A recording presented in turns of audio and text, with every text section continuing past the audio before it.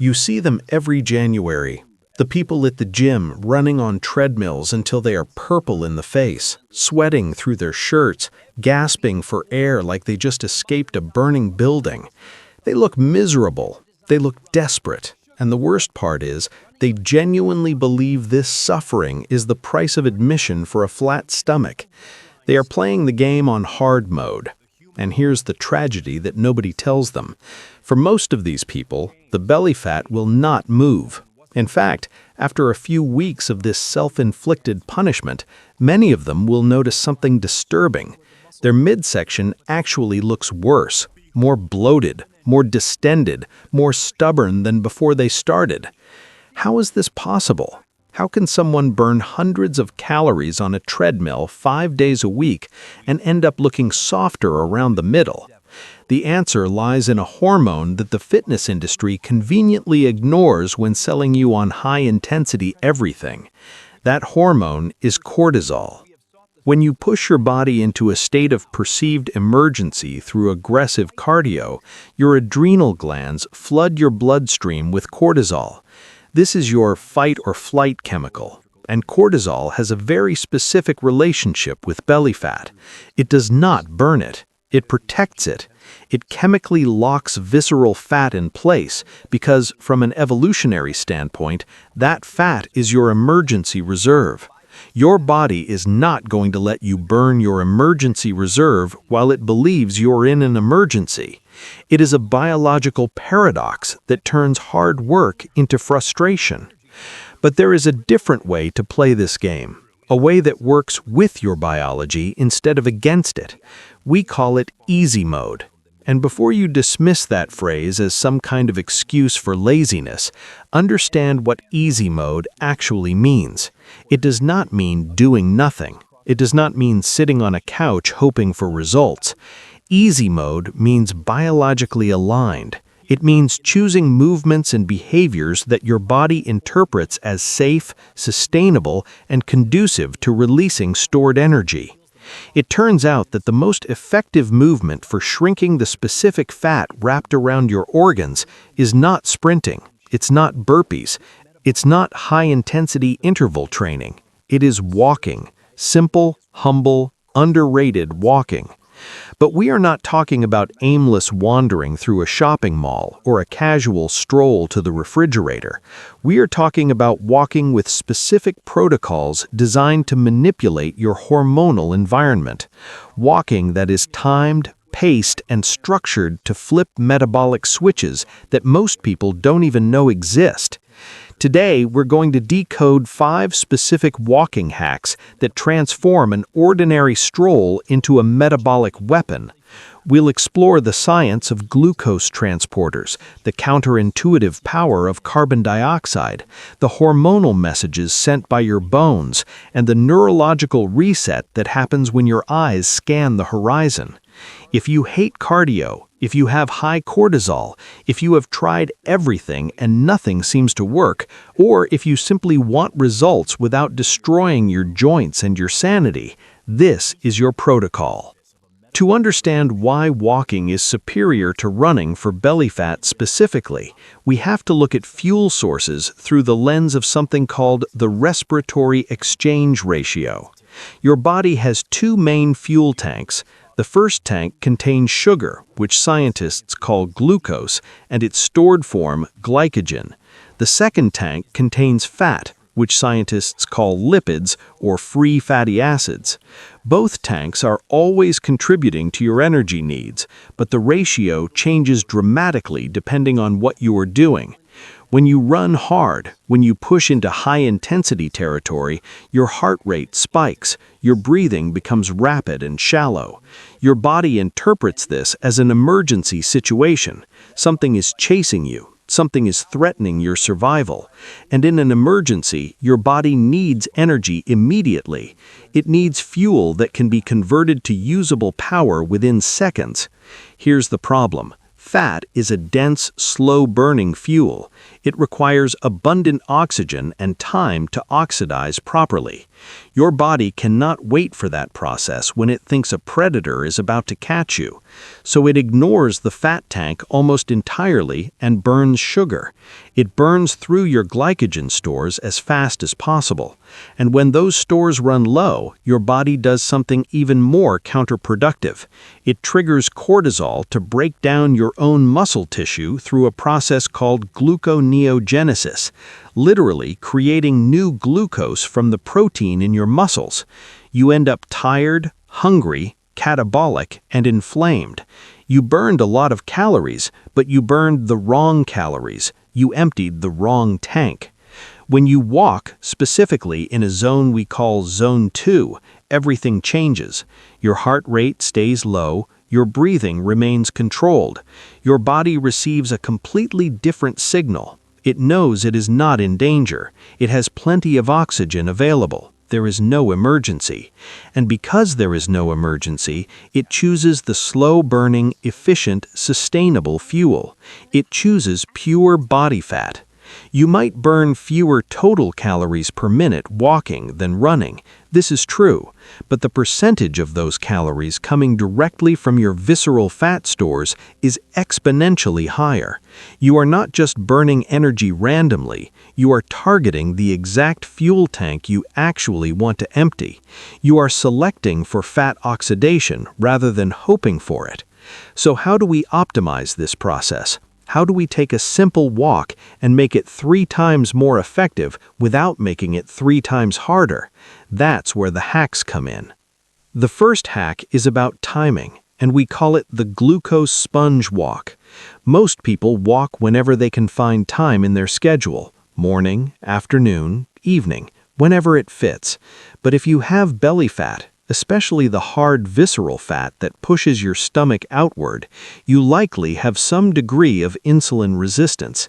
This is not a diagnosis to be scared of. It is simply a metabolic state where the receptors on your cells have become less responsive to insulin signal. Think of it like this.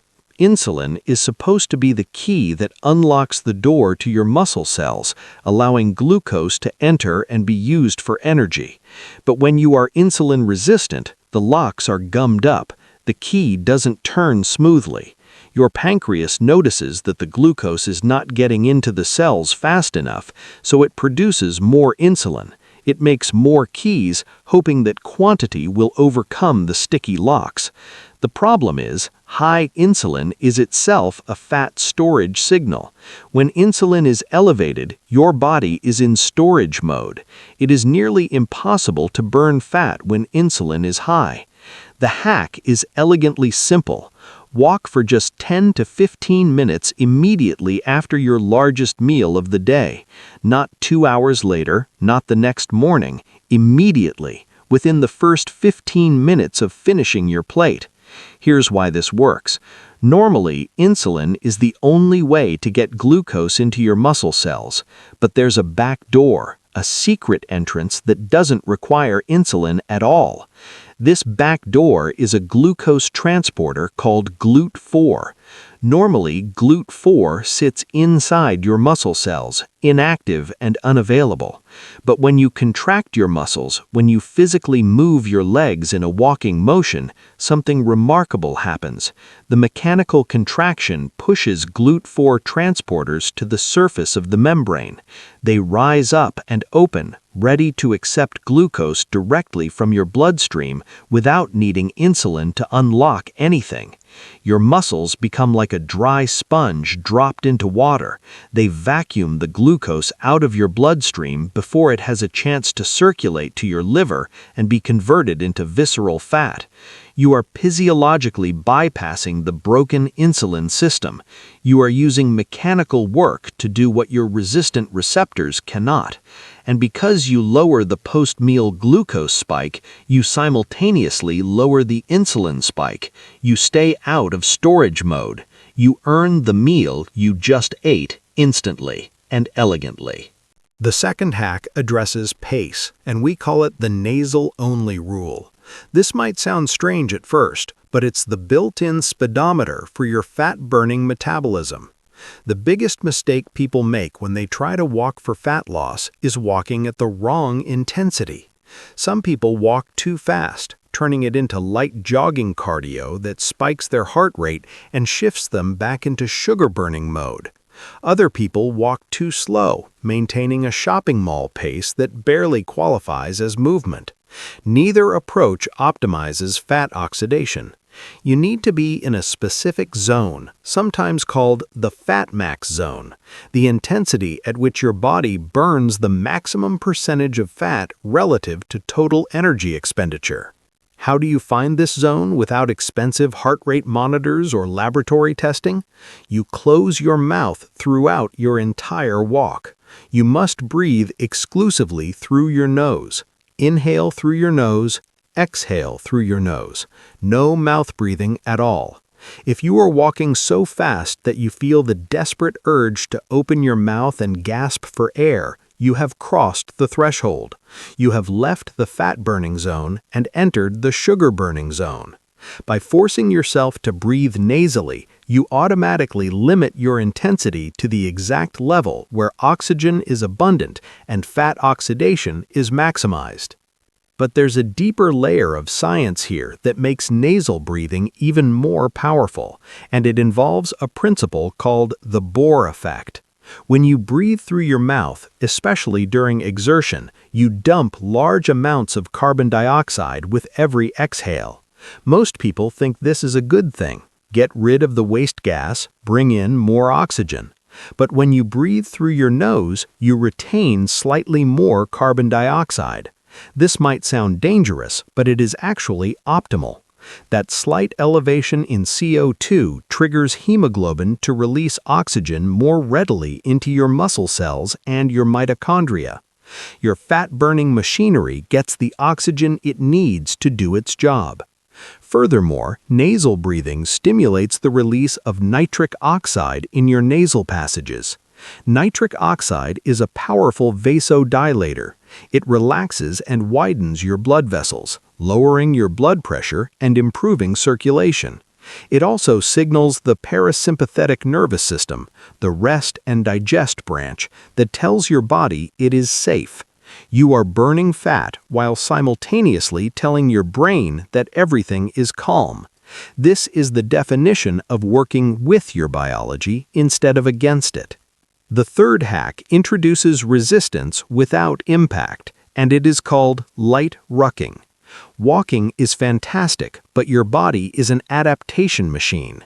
It becomes efficient at whatever you do repeatedly.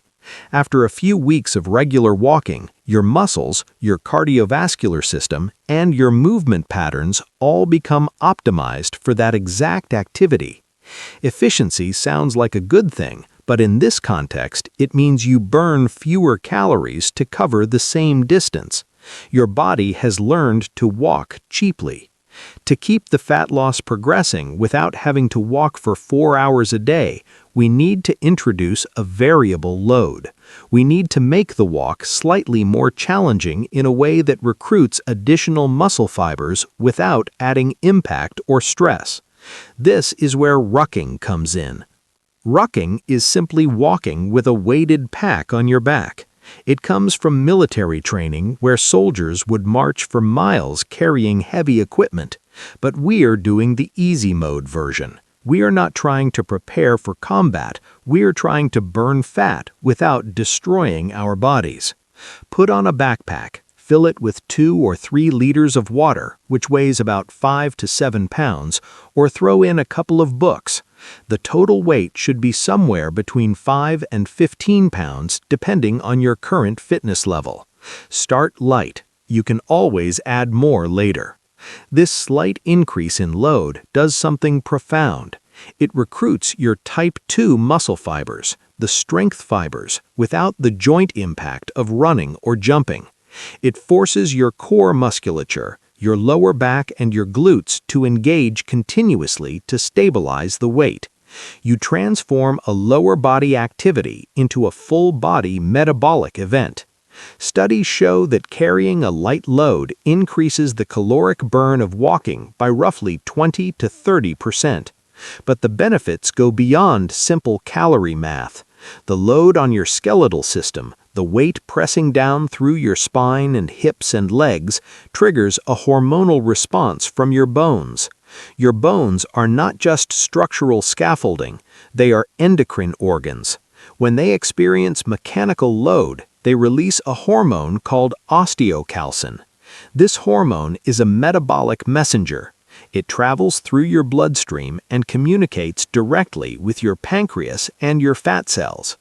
Osteocalcin improves insulin secretion.